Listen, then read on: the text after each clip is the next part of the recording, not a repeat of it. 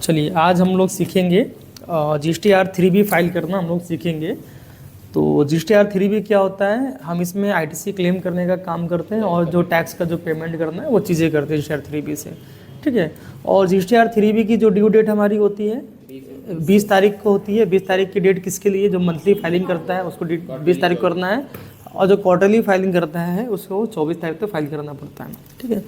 तो आज हम लोग सीखेंगे कि कैसे हम लोग GSTR3B की फाइलिंग कैसे करते हैं, उसके क्या प्रोसेस है, और हम लोग सेट ऑफ वगैरह जो हम लोगों ने सीखा था उसमें जब आप लोगों को पेपर पे कॉपी पे सिखा रहा था कैसे सेट ऑफ करते हैं ITC सेट ऑफ करने का, वो भी तरीका आज हम इसमें समझेंगे GSTR3B में होता है, ठीक है। तो एक हम डेटा ओपन कर लेते हैं किसी का।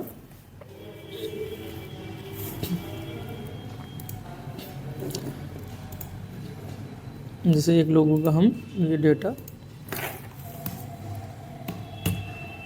हम पूरा फाइनल फाइलिंग नहीं करेंगे, बस सिर्फ सेट ऑफ तक ले जाके समझाएंगे आपको, ठीक। सबमिट नहीं करेंगे पूरा, ताकि आपको भी हम मौका दें कैसे किया था, ठीक है। ये आपका GST का पोर्टल ओपन हो गया। इसमें आप देखिए ये आपको जो है लास्ट 5 फाइलिंग रिटर्न का आपको स्टेटस बता रहा है, ठीक है। एक आपका यहाँ GSTR1 का स्टेटस बता रहा है और ये GSTR3B का स्टेटस बता रहा है कि GSTR1 तो हमारी फाइल हो चुकी, नवंबर की GSTR1 फाइल हो गई हमारी, लेकिन नवंबर की GSTR3B टू बी फाइल्ड लिख के आ रहा है, ना टू बी फाइल्ड, देखिए टू बी फाइल्ड लिख के आ रहा है। और यहाँ पर अगर हम कर्सर रखते हैं तो इसका बता रहा है कि 20 दिसंबर का हमारा ड्यू डेट है। आज कितना है, आज 19 दिसंबर का लास्ट डेट है, ठीक है। तो अब हम लोग यहाँ से सीधे रिटर्न डैशबोर्ड पे हम लोग यहाँ पर क्लिक कर देंगे। रिटर्न डैशबोर्ड पे क्लिक करेंगे तो यहाँ से हम लोग गए नवंबर में। हालांकि आपको इससे पहले आपको डैशबोर्ड चेक करना है। डैशबोर्ड क्या चेक करना है, डैशबोर्ड में ये देखना है कि ITC मेरी पहले से कितनी पड़ी थी, एक बार हम वो चेक कर लें, ठीक है। तो वो यहाँ डैशबोर्ड दिखा है, यहाँ से भी क्लिक करिए चाहे यहाँ क्लिक करिए, कहीं भी क्लिक करिए डैशबोर्ड खुल जाएगी। ये देखिए ये डैशबोर्ड ओपन हो गया। और हम जानते हैं जो हमारी ITC होती है पुरानी, जो बची हुई ITC, ठीक है, हाँ एलिजिबल ITC हमारी ये वाला है। हमने देखा कि सेंट्रल GST की ITC मेरी 1,52,273 रुपये बचा है, और स्टेट का 1,30,348 रुपये हमारा स्टेट का बचा हुआ है। सेंट्रल स्टेट होने का GST मेरी बची हुई इनपुट। तो हम लोग क्या करेंगे, पहले एक बार हम कैलकुलेशन कर लेंगे अच्छे से, चाहे पेन पेपर पे करिए चाहे एक्सेल पे करिए, ठीक, एक्सेल पे करिए ज़्यादा बेस्ट है। हम अभी कैलकुलेशन ये क्यों कर रहे हैं, इसलिए कर रहे हैं चेक करने के लिए कि क्या टैक्स की लायबिलिटी आ रही है क्या, वो देखने के लिए। हालांकि ये आपको को कब करना है, जब आप GSTR1 फाइल करते हैं।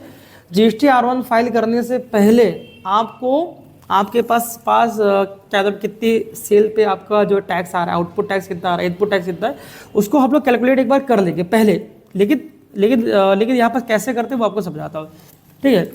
सबसे पहले आप एक कॉलम बनाएंगे, ओपनिंग ITC के नाम पे एक कॉलम बना लेंगे, ठीक है। उसके बाद हमारे नवंबर में भी ITC आ रही है। नवंबर में क्योंकि हम लोग नवंबर की फाइलिंग कर रहे हैं, अभी नवंबर की ITC नहीं मिली है अभी हमको। ITC कब मिलेगी, जब हम लोग 3B फाइल करेंगे तो ITC आ जाएगा। ITC अगर होगा अब ये लिखिए नवंबर ITC लिख लिया हमने, और यहाँ लिख लिया हमने टोटल ITC लिख लिया, दोनों जोड़ने वाला, ठीक है। सबसे पहला ये काम आप GSTR1 फाइल करने से पहले ही करेंगे, लेकिन तब आपको ज़्यादा यहाँ लिख देंगे हम IGST, ठीक, यहाँ लिख देंगे CGST, यहाँ लिख देंगे SGST, ठीक है। अब ओपनिंग ITC कितनी पड़ी है ये हमें कहाँ से पता चलेगा, ये हमें डैशबोर्ड से पता चलेगा। GST के डैशबोर्ड में हमारा ओपनिंग ITC के बारे में बताएगा। तो हमने देखा कि IGST की ITC 0 है, IGST की ITC ओपनिंग अपने पास नहीं है। CGST की ITC कितनी है, 1,52,273 रुपये। तो हमने यहाँ लिख दिया IGST का 0 है, 1,52,273 मैंने लिख दिया, ठीक है। स्टेट GST की कितनी है, 1,30,348 रुपये। तो हमने स्टेट GST में 1,30,348 यहाँ टाइप कर दिया। अच्छा, नवंबर में ITC कितनी आ रही है कैसे पता चलेगा, ये आपको GSTR2B रिपोर्ट से पता चलेगा, ठीक है। अब हम लोग फाइल रिटर्न पे यहाँ क्लिक कर देते हैं। अब हम लोग नवंबर का GSTR2B हम लोग ओपन कर, मैंने बताया था GSTR2B क्या होता है, एक फॉर्म होता है जिसे हम व्यू करते हैं, जिसपे हमें ITC की डिटेल्स वगैरह शो करती है। तो ये GSTR2B ये दिखा रहा है, यहाँ पे हम लोग कर लेंगे व्यू पे क्लिक कर लेंगे। व्यू पे क्लिक करने के बाद ये हमारे यहाँ, ठीक है, ये जो बता रहा है all other IDC supplies from registered person, यानी कि हमने जितने भी रजिस्टर्ड सप्लायर से गुड्स या सर्विस लिया है उस पर हमें कितनी आईटीसी मिल रही है उसकी डिटेल आ रही है। ये बता रहा है हमने नवंबर में जो हमें आईटीसी मिल रही है वो कितनी मिल रही है, 1,45,073 रुपये की है आपकी जो आईजीएसटी की आईटीसी मिल रही है, और सेंट्रल की 1,19,764 सेंट्रल की, स्टेट की है। अगर हमें बिल बाय बिल चेक करना है, वाउचर भी चेक करना है कि क्या क्या वाउचर भी इसके साथ आए हुए थे, थोड़ा आगे आ जाइए आप थोड़ा ऐसे आ जाइए, आप थोड़ा ऐसे आइए, हाँ चेयर ऐसे करिए, हाँ और आप ऐसे करिए और आप आगे आइए, ठीक है। हाँ, तो अब हमें करना क्या होता है, एक काम हमें और करना है। क्या काम करना है आप लोग एकदम ध्यान से आप सुनिए, हालांकि रिकॉर्ड भी हो रहा है, आपको रिकॉर्डिंग भी मिल जाएगी पूरी। हम लोगों को टू बी रिपोर्ट पे चले जाना है। टू बी रिपोर्ट में जाकर हमें ये आपका जो आ रहा है ना ऑल अदर आईडीसी वाला कॉलम, इस पर ड्रॉप डाउन का जो बना हुआ है इस पर क्लिक कर दीजिए। क्लिक करेंगे तो एक ऑप्शन आ रहा है B2B का इनवॉइसेस आपका आ रहा है, ठीक है। तो यानी कि अब हम यहाँ पे कर देंगे, इस पर क्लिक कर देंगे। जैसे क्लिक करेंगे तो जो भी हमने परचेज किया हुआ है पार्टियों से उसका सारा नेम आ जा रहा है, ठीक है। हमने किससे किससे खरीदा है, Parekh integrate service private limited से खरीदा है, ठीक है, रिच पर्सनल केयर से खरीदा है। तो ये सब हमारी सप्लायर है जिससे हम लोगों ने परचेज किया हुआ है, ठीक है। तो हमें करना क्या है, यहाँ देखिए डाउनलोड एक्सेल का ऑप्शन आ रहा है, डाउनलोड एक्सेल का ऑप्शन पे जाके इसको हम डाउनलोड कर लेंगे। डाउनलोड करने के बाद इस फाइल को ओपन करेंगे। इस फाइल को ओपन करने के बाद ये सारे डेटा एक्सेल के फॉर्मेट में आ गया आपको, ठीक है। हमें क्या करना है, अब हमने जो बिजी या टैली पे जो भी हमने परचेज चढ़ाया होगा, अब हम क्या करेंगे, books of account versus GSTR 2B को कंपेयर करेंगे। कहने का मतलब बुक्स ऑफ अकाउंट का मतलब जिस सॉफ्टवेयर में हमने एंट्री किया हुआ है, वो बिजी भी हो सकता है, टैली भी हो सकता है, XYZ कोई भी हो सकता है सॉफ्टवेयर, उसमें से हम लोग परचेज की रिपोर्ट निकालेंगे, परचेज रिपोर्ट चेक करेंगे और हम यहाँ से मिलाएंगे दोनों को। अब यहाँ 3 कंडीशन हो सकती है, या तो हो सकता है कि मैंने जो टैली या बिजी पे परचेज चढ़ाया है उसमें से कुछ परचेज 2B रिपोर्ट से मैच नहीं कर रहा है, मतलब 2B रिपोर्ट में परचेज हमारा कम है और बुक्स ऑफ अकाउंट में ज़्यादा है। इसका मतलब क्या हुआ कि उस पार्टियों ने जिसका नाम नहीं शो कर रहा है उस पार्टी ने अपना GST R1 फाइल नहीं किया, इसलिए मेरे 2B में नहीं शो हो रहा है, ठीक है। क्या मैंने बताया कि हो सकता है कि आपके बुक्स ऑफ अकाउंट में 15 बिल दिख रहे हैं, इनवॉइस दिख रहे हैं, लेकिन 2B में 14 इनवॉइस दिख रहे हैं। इसका मतलब एक इनवॉइस नहीं शो हो रहा है 2B में। क्यों नहीं शो हो रहा है, इसलिए शो नहीं हो रहा है क्योंकि उस सप्लायर ने GST R1 टाइमली फाइल नहीं किया था, जबकि बायर को 2B में नहीं शो हो रहा है। तो आपका पहला कंडीशन क्या हो सकता है, पहला कंडीशन ये हो सकता है कि बुक्स ऑफ अकाउंट में परचेज ज़्यादा हो सकते हैं, 2B में कम हो सकते हैं। इस कंडीशन में क्या करेंगे, जिस पार्टी ने फाइलिंग नहीं किया उस पार्टी से हम लोग बात करके एक बार बताएंगे कि भैया आपने फाइलिंग नहीं किया, अगली बार टाइमली फाइलिंग कर दीजिएगा, एक बार हम लोग गाइड कर देंगे, कहेंगे, ठीक है। या ये हो सकता है कि 2B रिपोर्ट में परचेज ज़्यादा है, बुक्स ऑफ अकाउंट में परचेज आपका कम है। इस कंडीशन में क्या हो, इसका मतलब ये हुआ अगर ऐसा सिनेरियो आ रहा है कि 2B रिपोर्ट में परचेज आपका ज़्यादा है, बुक्स ऑफ अकाउंट में परचेज कम, यानी कि आप परचेज चढ़ाना भूल गए, कोई यही हुआ ना। अब ठीक है, क्यों भूल गए, हो सकता है कि वाउचर आपको टाइमली नहीं मिला, वाउचर कोई दिया नहीं आपको, तो आप 2B रिपोर्ट में चेक करेंगे। जैसे मान लीजिए सपोज ये, ठीक है, पारेख इंटीग्रेट करके है, ये वाउचर आपके बुक्स अकाउंट में नहीं चढ़ा। अब आप क्या करेंगे, इस पार्टी से बात करके एक PDF नया वाउचर मंगवा लेंगे। दूसरा कंडीशन, आपका तीसरा कंडीशन क्या होगा, हो सकता है कि books of account versus 2B report दोनों मैच कर रहा हो, सारे परचेज अगर दोनों मैच कर रहा है मतलब क्या होगा, हमारे सारे सप्लायर ने टाइमली GST R1 अपना फाइल कर दिया था, जिसके वजह से मेरे GST R2B रिपोर्ट में नाम शो हो रहा है। 3 कंडीशन होगी, ठीक है। तो इस तरह से हम लोग चेक कर लेंगे। तो हमने ये देखा, ठीक है। अब हम जाएंगे GST R3B में जाएंगे फाइल करने के लिए। पहले 2B चेक करने के बाद यहाँ से रिटर्न डैशबोर्ड पे आप चले जाएंगे। रिटर्न डैशबोर्ड में जाने के बाद हमने क्या है, नवंबर हमने लिया, सर्च किया और हम गए GST R3B पे क्लिक कर दिया हम लोगों ने, ठीक है। तो जैसे ही GST R3B में हमने क्लिक किया, इस तरीके की विंडो यहाँ पर ओपन हो गई आपके सामने। अब ये विंडो में आप लोग जानते हैं, इस विंडो में क्या है कि सेक्शन 3.1 के बारे में मैंने बताया था। जो भी हमारी आउटपुट टैक्स है, आउटपुट जो हमारा टैक्स इसमें शो करता है, यानी कि आपने जो भी सेल किया था, सप्लाई किया था, उस पर कितना टैक्स आपने कलेक्ट किया, उसको जो आउटपुट टैक्स हम लोग बोलते हैं। जब हम बाहर से टैक्स कलेक्ट करते हैं आउटपुट टैक्स बोलते हैं। तो ये आ गया आउटपुट टैक्स, और ये आ गया इनपुट टैक्स जो आपको क्लेम करना है। आईटीसी सेक्शन नंबर 4 में आपको आईटीसी पूरी शो करती है। अब हम लोग क्या करेंगे, हम लोग पहले चेक करेंगे क्या टैक्स की लायबिलिटी आ तो नहीं रही। कैसे चेक करेंगे, एक्सेल पे हमने अभी एक बनाया हुआ है, ओपनिंग आईटीसी लिख लिया है, कहाँ से, डैशबोर्ड से। और नवंबर में आईटीसी कितनी आ रही मेरी, नवंबर में आईटीसी जो आ रही है, हाँ, आईजीएसटी का आ रहा है 1,45,073 रुपये आईजीएसटी। इसको 1,45,073 आईजीएसटी की आईटीसी आ रही है।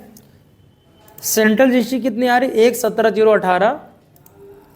1,17,018 और स्टेट की भी सेव है। ठीक है, यानी कि टोटल आईटीसी कितनी हुई, इक्वल टू ये वैल्यू प्लस ये वैल्यू। हमारे पास जो टोटल आईटीसी अभी है वो 6,61,733 रुपये की टोटल आईटीसी जोड़ ली हम लोगों ने।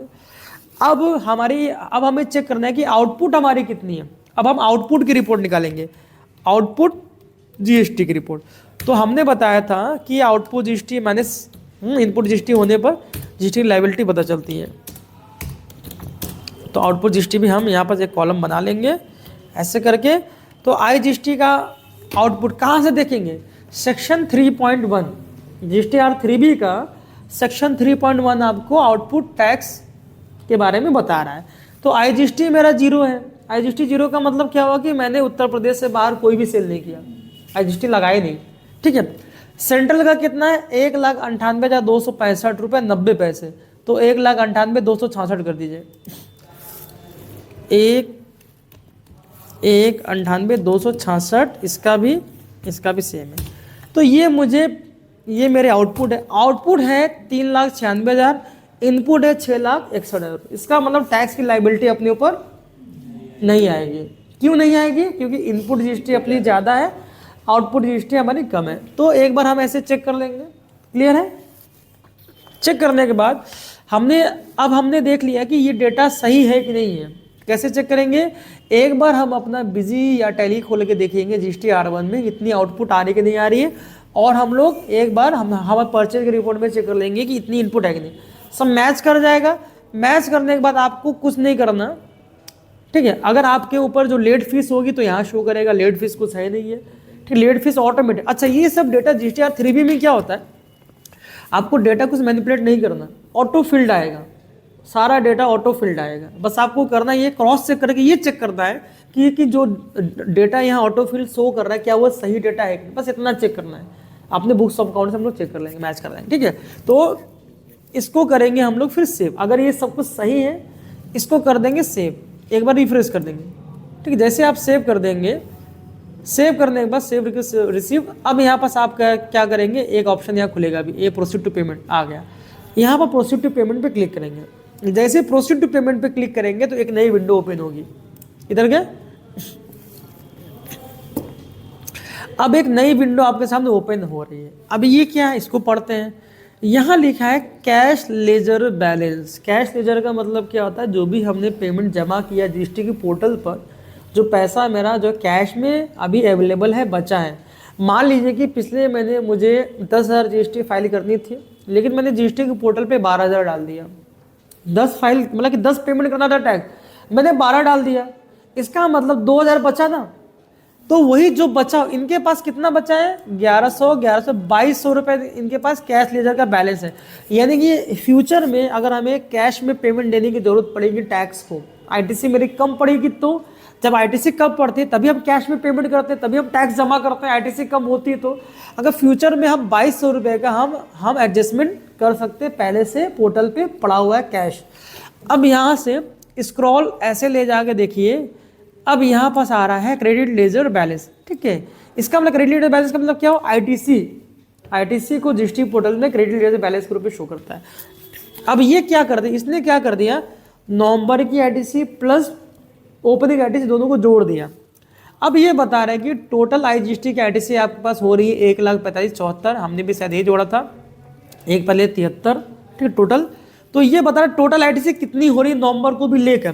तो नवंबर को लेने के बाद 1,45,074 हो रहा है आईजीएसटी और 2,69,292 सेंट्रल और 2,47,367 स्टेट। तो टोटल आईटीसी हमारे पास है 6,61,733। हमने भी यही निकाला था, 6,61,733 हमने भी निकाला था, टोटल आईटीसी बता रहा है। तो ये विंडो क्या बता रही है, आपके पास आईटीसी कितनी हो रही है और कैश लेजर में बैलेंस कितना, ये विंडो ये बता रही है। अब इसके नीचे हम लोग आ जाएंगे, स्क्रॉल डाउन नीचे आएंगे तो जो मैं आपको सेट ऑफ करना सिखाता था व्हाइट बोर्ड पे, वही चीज़ें ये हैं।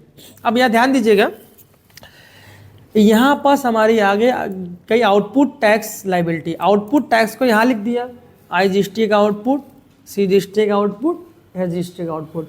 आईजीएसटी का आउटपुट कुछ नहीं है, 0 है, नहीं था। सीजीएसटी का आउटपुट कितना है, 1,98,266, एसजीएसटी का भी 1,98,266। ये आपका सेक्शन 3.1 में आपने देखा तभी पढ़ा था। तो यानी कि मुझे 1,98,266 आपका सेंट्रल जीएसटी की आउटपुट है और 1,98,266 स्टेट जीएसटी। अब इसको हम कैसे सेट ऑफ करें, अगर अपने पास आईटीसी पर्याप्त है तो हम लोग आईटीसी से सेट ऑफ कर देंगे, आईटीसी अगर पर्याप्त नहीं है तो मुझे कैश में पेमेंट करना पड़ेगा, ठीक है। तो अब आप हमेशा क्या करेंगे, ये एक चीज़ यहाँ पास देखने के बाद स्क्रॉल को हमेशा आगे ऐसे लेके जाएंगे, आखिरी में जाएंगे, ये आखिरी में आइए, एडिशनल कैश रिक्वायर्ड लिख के आ रहा है। एडिशनल कैश रिक्वायर्ड मतलब अगर आपका आईटीसी से सेट ऑफ नहीं हो रहा है तो सिंपल सी बात है, पेमेंट करना पड़ेगा कैश में, हम लोग को जमा करना पड़ेगा। तो सब 0 आ रहा है, इसका मतलब इस वाले हमारी पार्टी को जीएसटी देना नहीं पड़ेगा। अगर सबमिट कर देंगे, आईटीसी भी ऑटोमेटिक सेट ऑफ कर दिया, इसने अपने से सेट ऑफ कर दिया, ठीक है। हालांकि यहाँ से अगर हम सब 0 कर दे थोड़ी देर के लिए, इसको भी 0 कर दे रहे हैं, इसको भी 0 कर दे रहे हैं, ठीक है, इसको भी 0 कर दे रहे हैं, सब 0 कर दिया हमने। तो मुझे मेरी आउटपुट टैक्स है 1,98,267, 1,98,267। तो आगे अगर स्क्रॉल आगे बढ़ाएंगे तो यहाँ देखिएगा एडिशनल कैश रिक्वायर्ड में 1,97,167, 1,97, क्योंकि मेरे पास 1,10,000 पहले से पड़ा था क्या, कैश गलत उठा रहा है ये, ठीक, अच्छा चलिए ठीक है, ठीक है, मुझे जो है गलत डेटा उठा रहा है, चलिए कोई नहीं, ठीक, 1,98,267 कितना दिखा रहा है, 1,10,000 दिखा रहा था, जबकि 1,100 आना चाहिए। रजिस्ट्री पोर्टल गलत उठा रहा है डेटा, कोई दिक्कत नहीं है, चलिए। तो अगर हम इसको सबमिट कर देंगे तो मुझे ये रुपये टैक्स पे करना पड़ेगा। अब हम लोग सेट ऑफ कैसे, हालांकि जीएसटी की पोर्टल ऑटोमेटिक सेट ऑफ कर देता है, अपने से सेट ऑफ कर देता है, लेकिन कभी कभी केसेस में क्या होता है कि सेट ऑफ करता है, सही सेट ऑफ नहीं करता। लास्ट टाइम हम लोग ने जब फाइलिंग कल हमने देखा था कि 46,000 का टैक्स निकाल रहा था हम लोग के ऊपर, आप आए थे, आप दोनों आए थे ना, आप भी आए थे।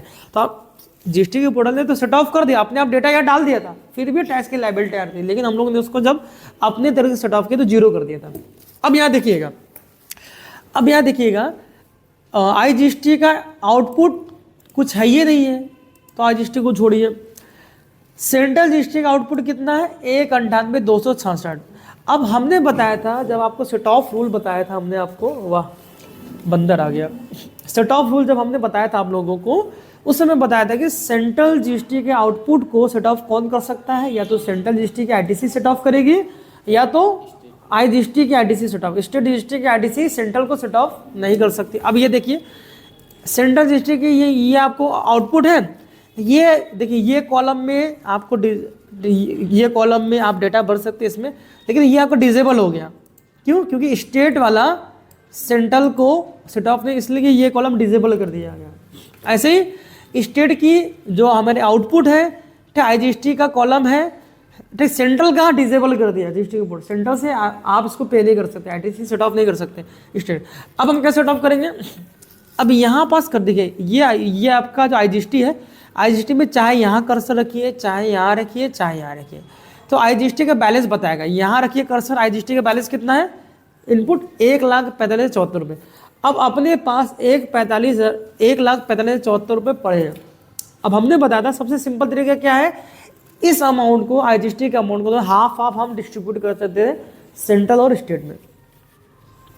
ठीक है, 1,45,074 यहाँ कभी मत डालिएगा, क्योंकि हमारा क्या होता है आपका सेंट्रल और जो आपका स्टेट GST का जो ITC है वो आपका डिसबैलेंस हो जाता है। तो हालांकि हम ये पूरा यहाँ टाइप कर सकते हैं, ठीक है, हम पूरी जो हमारे ITC है IGST की हम सेंट्रल को दे सकते हैं पूरा, लेकिन हम पूरा नहीं देंगे। क्या करेंगे इसमें आधा आधा। हम क्या करेंगे, 1,45 है, लेट्स सपोज आपका 65 70 हज़ार रुपये, हम क्या करेंगे इसका हाफ, यदि 70,000 मान लीजिए 70,000 मैंने दे दिया सेंट्रल को, ठीक है, बाहर क्लिक कर देंगे तो अब इसका बैलेंस बताएगा। अब बचा 75,074 रुपये बचा है, तो 75,074 रुपये मैंने स्टेट पे एडजस्ट कर दिया। अभी GST के पोर्टल ने क्या किया था, ये टोटल ITC को एक ही जगह डाल दिया था। इससे दिक्कत क्या होती, सेंट्रल GST मेरी ज़्यादा बचती, स्टेट GST मेरी कम बचती ITC की। तो हमने क्या किया, IGST का जो भी ITC आपके पास आ रहा है क्या करेंगे, आधा आधा दो को डिस्ट्रीब्यूट कर देंगे। पहला कॉन्सेप्ट, ठीक है। उसके बाद अब यहाँ आगे बढ़ेंगे, देखिएगा अभी 1,28,266 रुपये और ज़रूरत है, और ज़रूरत इतना है। तो अब क्या करेंगे, यहाँ पे सेंट्रल के पास कितनी है ITC, 2,69,292 है। मुझे कितना चाहिए इसको पूरा जीरो करने के लिए, 1,28,266। अब सेंट्रल को तो सेंट्रल ही पे करेगा, सेंट्रल सेट ऑफ होगा, तो मुझे 1,28,266 चाहिए। तो 1,28,266 मैंने यहाँ पर सेंट्रल से ITC से सेट, अब ये जीरो हो गया। अब सेंट्रल टैक्स मुझे नहीं पे करना, सेंट्रल का मैंने काम कर दिया। अब स्टेट पे आइए, स्टेट का मुझे पे करना था 1,98,266। मैंने ITC लगाया कितने रुपए का, 75,074 IGST का लगाया। अब 1,23,192 और ज़रूरत पड़ रही है, वो कौन देगा, स्टेट की ITC देगी, सेंट्रल ITC नहीं दे सकती, ठीक है। तो अब यहाँ पर देखेंगे स्टेट के पास कितना बचा है, 2,47,367 बचा है। मुझे कितना चाहिए, 1,23,192 चाहिए, तो मैं ले सकता हूँ, ठीक, सफिशिएंट बैलेंस है मेरे पास। तो 1,23,192 का मैंने ITC लगा दिया। अब ये दोनों हो गए जीरो हो गए, और इसको हम स्क्रॉल आगे लेके हमेशा लेके जाएंगे तो देख रहे हैं कि मुझे कोई भी यानी कि एडिशनल कैश रिक्वायरमेंट मुझे जीरो है, मुझे कैश रिक्वायरमेंट अब नहीं है, ये टैक्स की लायबिलिटी मेरे ऊपर नहीं आ रही है, ठीक है। ये वीडियो को 4, 5, 6 बार रिपीट करके देखते रहिएगा बार बार घर जाके, ठीक। तो अब क्या किया हमने, अब हमें ये भी देखना है कि अब ये इसको सेट ऑफ करने के बाद ITC क्लेम, यानी हम लोग ITC क्लेम कर रहे हैं। तो हमने बोला था कि हम लोग GST R3B में ITC क्लेम करना है, टैक्स पेमेंट, क्योंकि टैक्स की लायबिलिटी नहीं आ रही है, तो हम ITC, तो हमने ये ITC क्लेम ही किया है, ये भर के। अब ITC क्लेम करने के बाद कितना मेरा बच रहा है, सेंट्रल GST के पास बचेगा 1,41,26 और स्टेट के पास बचेगा 1,24,75। अब यहाँ ध्यान दीजिएगा, अब थोड़ा सा हम लोग यहाँ पर ये देख रहे हैं, बहुत ध्यान से आप ये पॉइंट, आपको कोशिश हमेशा ये करना है, हमेशा जब भी हम लोग GST फाइलिंग करेंगे हमेशा कोशिश करना है कि सेंट्रल की ITC और स्टेट की ITC बराबर ही बचे। लेकिन यहाँ पर सेंट्रल की ITC कितनी बच रही है, 1,41,26 यानी 1 लाख, और स्टेट की कितनी बच रही है, 1,24, कम स्टेट की कम बच रही है। सेंट्रल की ITC ज़्यादा है, कितनी ज़्यादा है, ये 41 है और ये आपका 24, अप्रॉक्स आप कह सकते हैं कि 17,000 समथिंग सेंट्रल की ज़्यादा बच रही है। अब हमने बोला दोनों को बैलेंस करके चलना है, दोनों को बराबर रखना है। तो कैसे बराबर रखेंगे, अब हम लोग ये कर ले, अब यहाँ से और मैनिपुलेट करिए, यहाँ से आप और 15,000 कम कर लीजिए, बता रहे हाँ 15-17,000 जो भी कम करके देखिए। अब हम लोग एक बार यहाँ पर वहाँ ब्लैंक में क्लिक करिए तब जाके टोटल दिखा है, एक बार क्लिक किया, अब यहाँ टोटल बैलेंस बता रहा है। देखिए IGST का है 1,45, अभी मैंने 70,000 लगाया था सेंट्रल पे। अब हम एक बार हम लोग कितना 60,000 लगा के देखते हैं, 60,000 हमने सेंट्रल पे इस्तेमाल किया और बचा कितना 85,074 पूरा स्टेट पे यूज़ कर लिया, ठीक है। अब इसको हमने इसको भी हटाया, एक बार सब हटा लेंगे, ठीक है, सब हटाने के बाद ही करिएगा तभी समझ में आएगा। सबको जीरो कर दिया हमने फटाफट, ठीक है। ठीक है, तो अभी हमने क्या किया, सिर्फ IGST को हमने एडजस्ट किया, अभी सेंट्रल और स्टेट में हमने ITC नहीं एडजस्ट किया। अब थोड़ा सा आगे बढ़ेंगे। अब सेंट्रल का 1,38,266 की लाइबिलिटी आ रही है, अब हम सेंट्रल से इसको डाल देंगे 1,38,266, ठीक है। स्टेट का कितना आ रहा है, 1,13,192, 1,13,192 स्टेट का ले लिया हमने। तो अब हम चेक करेंगे कि कितने ITC बच रही है, क्या दोनों की लगभग बराबर आ रही है क्या। तो सेंट्रल पे कर्सर रखिए, 1,31,026 सेंट्रल की बच रही है, स्टेट की कितनी बच रही है, 1,34, लगभग 3,000 का फर्क है। तो ठीक है, 3,000 का फर्क है। और अगर आपको बिल्कुल आपको बराबर करना तो अच्छी बात है, नहीं करना तो आगे बढ़ जाएंगे, ठीक है। हमने क्या किया इसमें, हमने बस यही किया है, IGST को हमने सेट कर दिया और हमने ये काम क्यों किया, क्योंकि हम चाहते थे कि लगभग बराबर बराबर ITC बचे। अभी 20,000 का डिफरेंस था, इस समय मात्र 3,000 डिफरेंस, कोई दिक्कत नहीं। अब इसको यहाँ से कर देंगे हम make payment post credit ledger कर देंगे, उसके बाद OTP आएगी, फाइल हो जाएगी। अभी हम ये प्रोसेस नहीं कर रहे हैं, ठीक है। ये प्रोसेस आगे हम बताएंगे कैसे होती है, इसके बाद के आगे के प्रोसेस हम बताएंगे कैसे करना। बस यहाँ पास हम लोग सब सबमिट कर देंगे, उसके बाद OTP डाल के फाइल करना है, ये प्रोसेस आपको पता है। तो अब जैसे मैंने किया वैसे आप लोग GST के पोर्टल को खोलेंगे, ITC सेट ऑफ करेंगे, कैसे करना है एक बार ट्राई करिए, सब लोग एक एक करके इसी को, ठीक है। तो मैं अभी रिकॉर्डिंग पॉज कर दे रहा हूँ, ठीक, यहाँ से भी पॉज करना पड़ेगा, जब मैं कहूँगा रोकने के लिए रोक दीजिएगा, ठीक है। रोकिए रोकिए रोकिए रोकिए रोकिए।